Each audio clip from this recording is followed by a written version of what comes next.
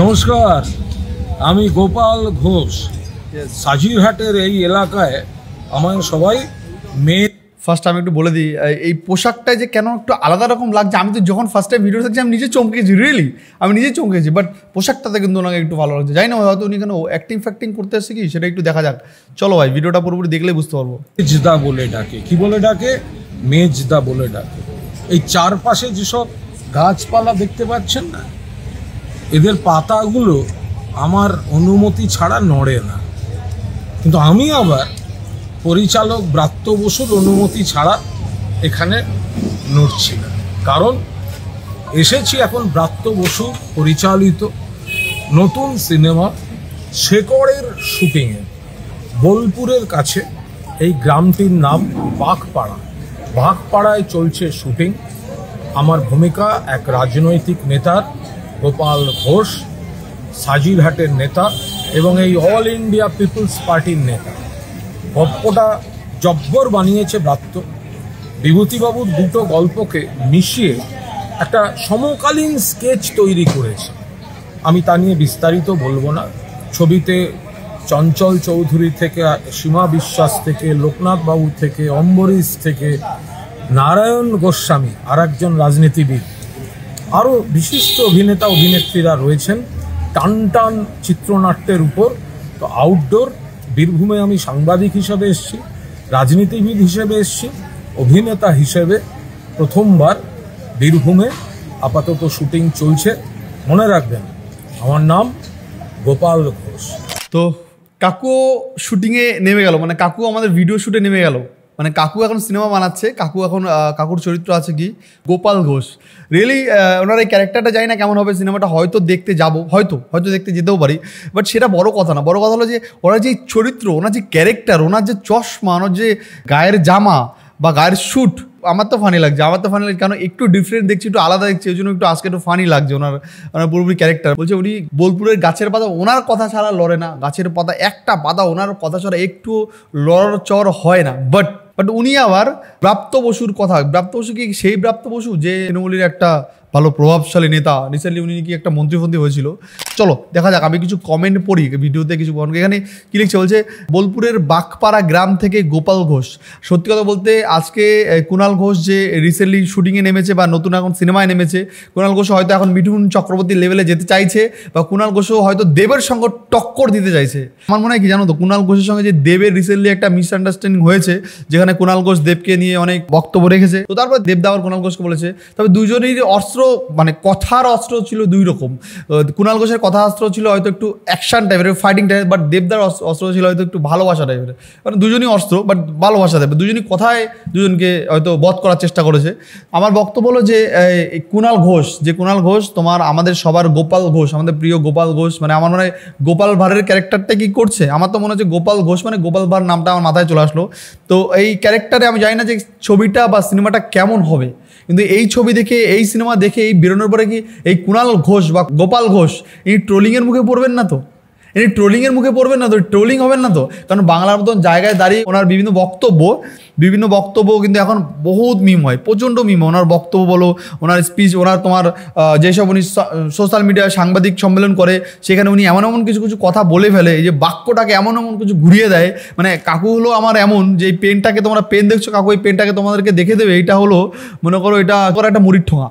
কাকু এরকম করে, ওটা অ্যাকচুয়ালি পেন না, ওটা মুড়ির ঠোঙা। অ্যাকচুয়ালি এটা হলো সরু ওই মুড়ির ঠোঙাটাকে এমন করে ডিজাইন করা হয়েছে, মানে এইরকম করে কাকু তোমাকে ব্যঞ্জন বর্ণ স্বরবর্ণ দিয়ে বুঝিয়ে দেবে। তো মুড়ির ঠোঙাই তোমাদের মানতে হবে, যারা অন্ধভক্ত হবে তাদেরকে মুড়ির ঠোঙা মানতে হবে, তাছাড়া উপায় নেই। কিন্তু সেটা কথা না। কথা হলো আমার সব থেকে বড় কথা হলো যে কাকুর এই যে চরিত্র, আজকে এই চরিত্রতে দেখবো যে কত লোক ফানি। মানে আমি যেমন ফানি কাকুর এই চরিত্র দেখে, বা গোপাল ঘোষ ওনার এই ক্যারেক্টারের কথা শোনার পরে রিয়েলি আমার মধ্যে সবার আগে একটা হাসি ফিলিং এসছে, মানে ফানি ফিলিং এসে বলতে পারে। এখন জানি না উনি এই সিনেমাতে কি উনি সুপার দাণ্ড প্রভাবশালী নেতা, মানুষকে কি বদফত করে দেয় নাকি মানুষের ওই কেমন টাইপ, উনি কেমন এই প্লেটা কেমন করছে, এমন তো হতে পারে যে এমন একজন নেতা মানুষের এমন ভিডিওতে এমন দেখানো হচ্ছে যে উনি একজন সমাজসেবী বিরাট কিছু করছে, বা এমনও হতে পারে বা উনি একজন গুন্ডা টাইপের নেতা হয় না, সেরকম টাইপের নেতা। আমার মনে হয় ওনাকে এই সিনেমায় দেখানো হবে না গুন্ডা টাইপের নেতা। যদি ওই সিনেমা ওনাকে গুন্ডা টাইপের নেতা দেখানো হয় তাহলে আমার মনে হয় যে টিআরপিটা কমে যাবে হয়তো, মানে কিসের টিআরপি কমে বুঝতে পারছো। তাই এই সিনেমায় হয়তো ওনাকে ভালো একদম সুন্দর একটা নেতা বানিয়ে প্রেজেন্ট করা হবে দর্শকের কাছে, যেহেতু ওনার তো ইমেজ অনেকটাই ভালো, তো সেই জন্য মানুষের কাছে, ঠিক আছে, তো সেই জন্য হয়তো হতে পারে। তো চলো ভাই এবার আমি দেখে নিই এই গোপাল ঘোষ এনার ভিডিওটা উনি ছেড়েছে, আই থিঙ্ক কালকে ছেড়েছে। তো চলো এবার ওনার ভিডিওটায় দেখি যে মানুষের কি রিয়াকশন, মানুষের কি বক্তব্য, মানুষের কি মতামত। এখানে একজন লোক বলছে সুদীপ ঘোষ, বাবা সুদীপ ঘোষ মানে ওনারই এক ভাই, বলছে দেখতে পুরো মদন মিত্র লাগছে। বলছে রিয়েলি তো, বলছে দেখতে পুরো মদন মিত্র লাগছে সত্যি। কুণাল ঘোষকে কিন্তু আজকে চশমাটার জন্য একটু মদন মিত্র, হ্যাঁ চশমা আছে, তারপর ওনার যে চুলের স্টাইল, তারপরে আবার আছে এখানে দাড়ি, গোপের স্টাইল, দাড়ি নেই। এটাই সত্যি কথাই যে দেখতে পুরো মদন মিত্র মতো লাগছে। এটা লোকটা যে মাথা থেকে বলেছে কমেন্টে, কি সুদীপ ঘোষ বলছে, ঠিক আছে, কি বল আমি চোর কুণাল, অনেক অসহায় গরিব মানুষের টাকা মেরেছি, ঠিক আছে। বলছে বল আমি চোর কুণাল অসহায়। অ্যাকচুয়ালি ব্যাপারটা হলো কুণাল ঘোষ বাংলার সবার কাছে তো আর খারাপ না, কিছু কিছু মানুষের কাছে কুণাল ঘোষ একজন ভগবান, ঠিক আছে, ভগবান তারা মানে, ঠিক আছে। আবার বাংলার কিছু কিছু মানুষের কাছে তারা চোর কুণাল, নোংরা কুণাল, নির্লজ্জ কুণাল, চামড়া মোটা কুণাল, চামড়া শক্ত কুণাল, আবার এক একজন এক একটা মন্তব্য থাকে, কেউ বলে, ঠিক আছে। এবার দেখো এখানে আমি এই পরের একটা কমেন্ট সেটা তোমাদেরকে দেখা। এখানে বলছে কি তোকে তোর বাড়ির লোক খেলায় না, এখানে বলছি দেখো, এখানে বলছে যে শামরুল ইসলাম বলছে তোকে তোর বাড়ির লোক কেলায় না, ঠিক আছে। আর কুণাল ঘোষের সঙ্গে না এই লোকটার চরিত্রটা অনেকটা মিলে যায়, দেখছো। এই লোকটা যে আমরা দেখেছি মিঠুনের বারুদ সিনেমার, ওনার দুর্দান্ত অভিনয়, বারুদ বলো, মিঠুনের ফাটাকাস্ট বলো, মিঠুনের সঙ্গে বিভিন্ন ছবিতে জুটি করে জমিয়ে অভিনয় করেছে কিন্তু এই লোকটার নাম আমি ভুলে গেছি, নামটা আমি জানতাম বাট ভুলে গেছি, কিন্তু লোকটার অভিনয় ছিল চরম লেভেলের ভাই। বারুদ যেখানে ফার্স্ট টাইম দেখি আমি বারুদ, মিঠুনের ফার্স্ট টাইম না মানে বারুদ দেখার পর ওনাকে আমি অতটা মাথায় এখনও আছে, বারুদ দেখেছি ওনাকে, মানে কি অ্যাক্টিং ছিল মাইরি, বিরাট অ্যাক্টিং ছিল, মানে বিরাট না দুর্দান্ত অ্যাক্টিং ছিল না, ঠিক আছে। তো সেই জায়গা দাঁড়িয়ে এবার এই লোকটার যে অ্যাক্টিং ছিল, এই লোকটার ক্যারেক্টার সঙ্গে আমার কুণাল ঘোষের ক্যারেক্টারটা মিলে যায় অনেকটা, ঠিক আছে। বলছে যখন খুব মন খারাপ লাগে তখন আপনার পোস্টের কমেন্টগুলো পড়ি, দেখো সবাই ফানিভাবেই কমেন্টগুলো পড়ে, ঠিক আছে। এখানে একজন বলছে মাথায় এত নিচের তো সব উড়ে গেছে ভাই, আচ্ছা বলছে মাথায় এত মানে গোবের এগুলো উড়ে গেছে, মানে এটাই বলতে চাইছে। হয়তো তার পার্টটাই বা ক্যারেক্টারটা এরকম হয় যে উড়িয়ে দিয়েছে ডাইরেক্টর। দাদা বিগ অ্যাক্টর হয়ে গেলেন, আরও কিছু নিউ আছে। এখানে একজন বলছে দেখো আচ্ছা মাননীয় তোমার মিউজিক ভিডিও দেখে শুভ লন্ডন বলেন কেন, ও বরহন্ডল বলতে গিয়ে ভুল করে বলে ফেলেছে। বলছে এখানে বলছে দেখো, এখানে মহিলা লিখছে পুরো বাংলা আপনাকে কুণাল চোর, সুবাচ্চা, টেস্ট টিউব, বেবি, নেরি, নরকের কিট, নর্দমার কিট, কি 3.5 বছরের জেল খাটা বলে আরো না জানি কত কি বলে ডাকে, ঠিক আছে। এখানে যে কি গোপাল চোর, কুণাল চোর। আর বিজেপির যে হাইব্রিড কমরেড, সিপিএম যুব নেতা, জীবনে হারা ছাড়া কোনোদিন জিতলো না, তার কোনো রাজনৈতিক সাফল্য বলেও কিছু নেই। সে কি করে 22 লাখ টাকা দিয়ে একটা গাড়ি কিনছে নতুন, এবং সে গাড়িটা হচ্ছে একটা জম্পেস মডেল, সেটা হচ্ছে Grand Vitara strong hybrid alpha plus. হাইব্রিডটা আমি বুঝলাম, হাইব্রিড শতরূপ সিপিএম আর বিজেপির যে হাইব্রিড ওইটার জন্য একটা গাড়ি। তো এবার 22 লাখের মধ্যে 18 লাখ বাবা দিয়েছেন। ছোট্ট প্রশ্ন, বাবা যদি 18 লাখ দিয়ে থাকেন তাহলে গাড়িটা বাবার নামে হয়নি কেন? যে কোনো সুস্থ লোক তো তাই করবে। বাবার টাকায় কমিউনিস্ট সেজে 22 লাখ টাকার গাড়ি চড়ে ফুটানি মারা, এটা আমাদের কালচার নয়, এগুলো ছেঁচড়ামি, এগুলো দ্বিচারিতা।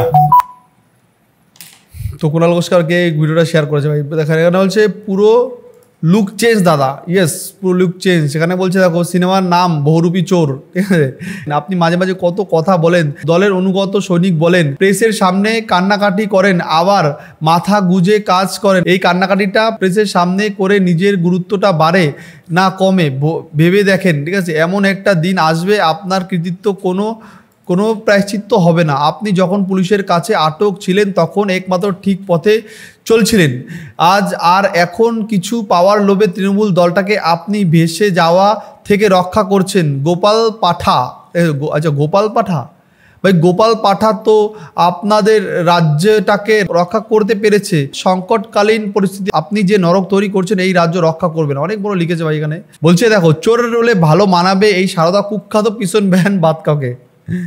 ভাই কি বলবো ভাই, এখানে ভাই অনেক লোক অনেক রকম কমেন্ট করেছে ভাই, তোমরা জানাবে কুণাল বাবু বা কুণাল ঘোষের এই নতুন লুক নিয়ে তোমাদের কি মতামত। পার্সোনালি আমাকে যদি জিজ্ঞাসা করো নতুন লুক নিয়ে আমার কি মতামত, নতুন লুক নিয়ে আমি বলবো যে সো ফানি, নতুন লুকটা আমার তো খুব ভালো হয়েছে। রিয়েলি মদন মিত্রর সঙ্গে কিন্তু এই লুকটা অনেকটাই ম্যাচ করছে বা ম্যাচ হয়ে যাচ্ছে, এটা আমার ওপিনিয়ন। আমার মনে হয় যে মদন মিত্রর সঙ্গে সত্যি ওনার এই লুকটা ম্যাচ হয়ে যাচ্ছে, আর ওনাকে একটু আলাদা রকম দেখছে, বাট এইরকম সাজে কখনো তো দেখি নাই, তাই সেই জায়গা দাঁড়িয়ে ওনাকে একটু আলাদা লাগছে, বাট ভালো লাগছে। তো আজকে মতো ভিডিওটা খালি শেষ করছি, নেক্সট দেখা হচ্ছে অন্য কোনো ভিডিও, অন্য কোনো পর্ব।